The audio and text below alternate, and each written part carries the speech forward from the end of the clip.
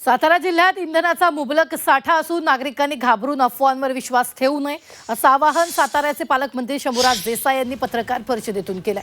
जिल्ह्यातील पर्यटन स्थळांच्या ठिकाणी पर्यटकांची गैरसोय होऊ नये याकरिता 20% अधिक इंधन पुरवठा करण्याचं नियोजन करण्यात आल्याचं त्यांनी सांगितलं। कुठल्याही परिस्थितीमध्ये पॅनिक सिच्युएशन जिल्ह्यात होईल अशी परिस्थिती आज जिल्ह्यामध्ये नाही। जिल्ह्यामध्ये पुरेसा गॅसचा साठा आहे। आपल्याला जो गॅस रिफ्युएल म्हणजे रिफिलिंग करून मिळतो तो या बाजूला मिरजमध्ये आहे आणि या बाजूला वाईमध्ये आहे।